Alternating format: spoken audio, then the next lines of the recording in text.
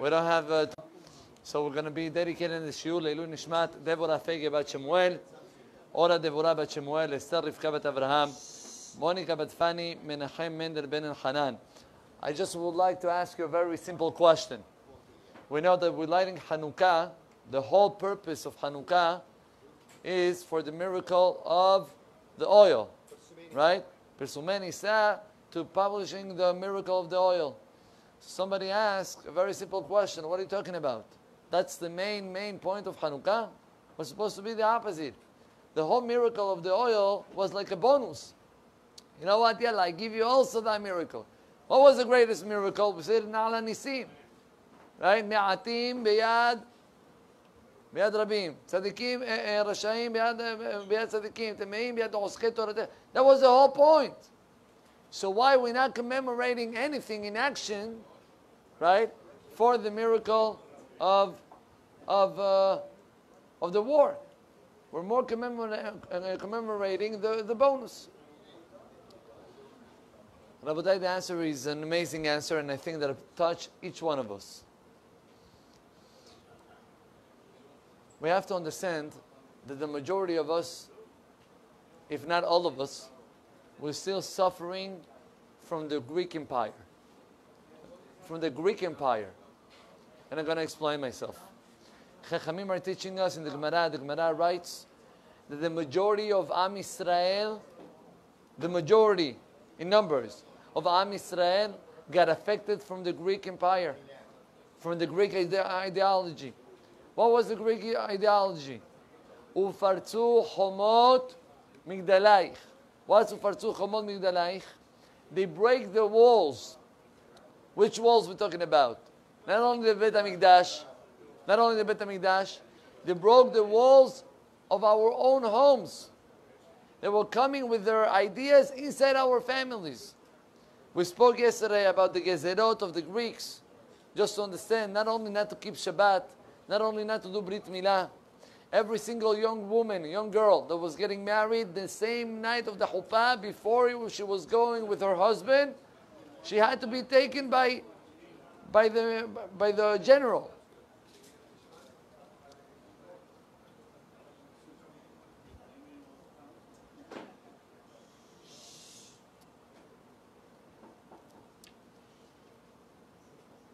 The Greeks were able to come inside our homes.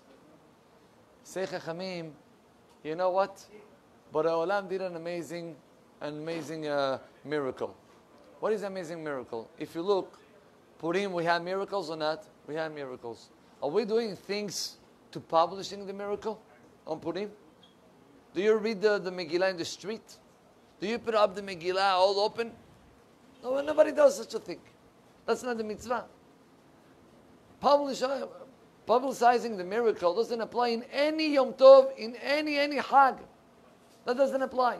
The only holiday that applies publishing the miracle is where? Hanukkah. Why? We're not people of publishing. We're quiet people. The Jews are not supposed to. We don't accept gerim, converts. We don't want them. Halas. So why Hanukkah? We go above our nature and we go and we publish the miracle. Now what's the answer? The answer is exactly what the Greeks wanted to do. We're fighting against it in big. The Greeks wanted to break that mechitza, that wall that separates in between us and the Goyim. Throughout the miracle of the Nesbah Hashem, and you know what we're showing? We're showing to HaKadosh Baruch Hu, not to HaKadosh Baruch Hu, to the people around us. Here, we are Jews, and we're going to continue being Jews, doesn't matter where. That's the whole point of Hanukkah. Rabotai, let me just explain to you what that means in our days.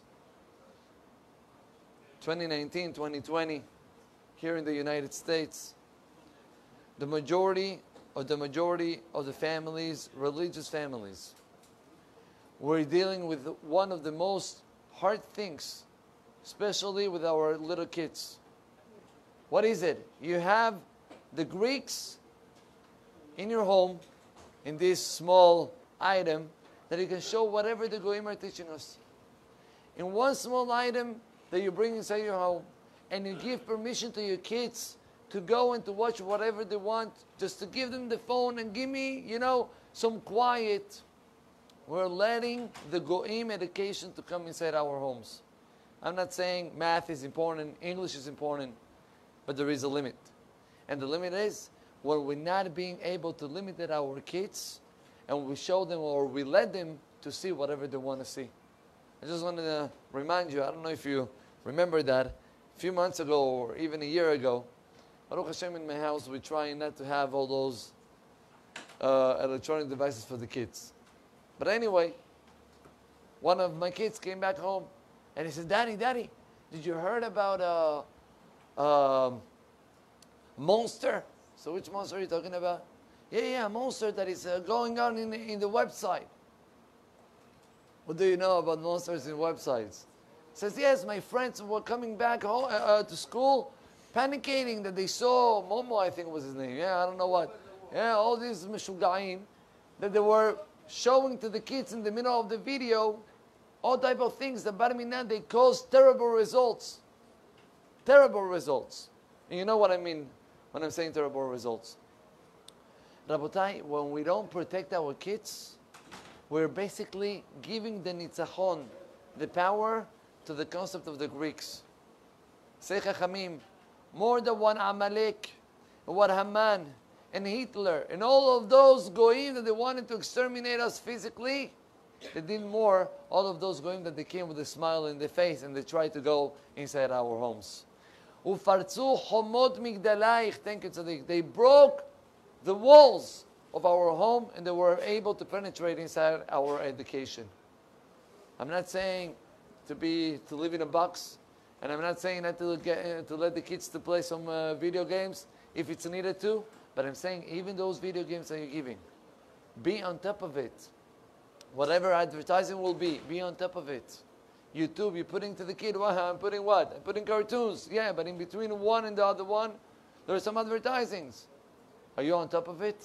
Do you understand what those small advertisings are getting inside the neshama of your son or of your grandson? It's our obligation. That's number one. But then we ask, so why the main miracle was the Nerot? Was supposed to be more the war, that a small group were able to gain the war. The answer is, and that's the second topic of Hanukkah. Rabotai, how many times we find ourselves having miracles and then we're taking the miracle to ourselves. We're being so proud of ourselves. How a man told me, he was in Milchemet Sheshet Hayamim. He was in the war of the 6 days. That Am Yisrael had miracles that no one can imagine. There was a general here in the US that he gave a whole speech to some soldiers in Israel. And they told him, please, explain to us also, give us some details about the war of the 6 days that you saw. He says, I cannot give you anything. This is pure miracles. Am Yisrael, they saw miracles in the war of the 6 days that no one can imagine. Having all the countries around a small country, Rabbim be'ad ne'atim, a lot of people against small, Nes Hanukkah. What happened afterwards? There was one line, that this line became something that until today they use it. Tunu le'tzahal le'netzeach. Give to Tzahal to win. Did they get the message? No, the opposite. They took the miracle to themselves. It's our power, even though we're small, but we're much smaller than them, and we have more power than them. Say, HaKadosh Baruch Hu, I don't want this to happen for Hanukkah. You know what I'm going to do?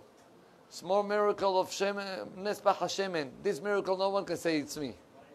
Small oil to light 8 days, no one can say that it's me. Say, HaKadosh Baruch Hu, the same way that you understand that this small oil, it's only from heaven.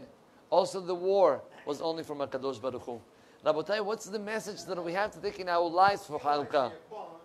Not only to light the candles, but especially to see godliness in the small details in my life, in a daily basis. When you're getting some good business and you were able to make good money, how I'm coming back home. Look what I did. Look how much I'm making. It's you making it? It's us doing the business? Or is Borei Olam that He just gave us in a plate of gold? That's the concept of Hanukkah. Throughout the miracle, the small miracle of Hanukkah, of the menorah, you're going to realize all the great miracles that happen, and it's happening every single day with every single one of us. Just want to finish up.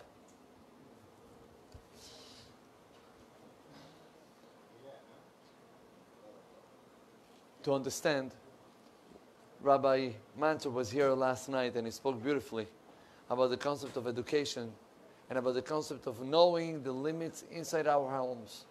Understanding that education starts with us, not only starts with us, but the whole responsibility comes to us. Let me tell you, there was a Jew, this story I know for a fact that is a real story, having a good source. There was a Jew in Eretz Israel. He moved from, I believe was England or here America, I don't know exactly which country, and he did Aliyah to Israel. American Jew. He lived in a neighborhood, very, very, very religious neighborhood. Very religious. For the neighborhood, it was called modern. Too modern. Fine. One day, this man approached his neighbor. He never spoke with him in the past. And he told him, can I talk with you? He says, for sure. And he explained to him the situation. You know, I'm learning, says the American Jew, I'm learning in a kollel. I learn here in a kollel. Baruch Hashem, my wife have a good job. And my wife is able, to give us enough parnasah. I don't need more than that, Baruch Hashem. But it happened to be that the past 2 months, the business of my wife is not going so well. She's not having too much of work to do. And we're having issues. And right now, the question is, should I leave the kollel and to go to work or not? Now we know the obligation of the man is the obligation to give parnasah to the house. It's not the obligation of the wife. If she's ready to, if she's able to, and she wants her husband to go and learn Torah, beautiful. But if not, it's the obligation of the husband. So the neighbor tells the American Jew, listen, I know you only by saying hello and goodbye.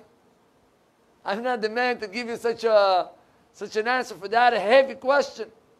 We should send it to somebody else. They were thinking, to make the long story short, they got to the rabbi, the chief rabbi of the neighborhood.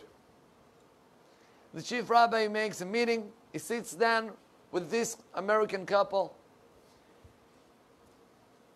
And Rabotai, the lady starts talking. She says, Rabbi, I was bringing the parnasah 2 months ago, the whole thing. It's not working good.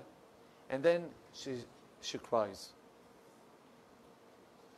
Barely she is able to speak. And after a few minutes, she says to the rabbi, Rabbi, I just beg you one thing. I know that my husband sees the whole suffering, and I know that he's thinking maybe to go to work. I beg you, Rabbi. My only thing that I have to educate my kids is my husband going to learn Torah.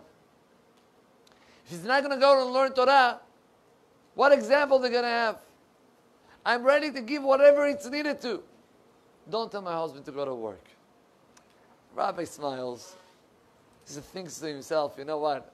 I understand her pain, but at the end of the day, you have to feed up your family. Can I be selfish? Bar minan?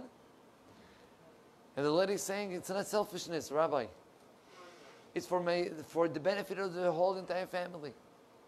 To see role model, right? What the rabbi said yesterday. Listen up. The rabbi said, listen, it's a heavy decision.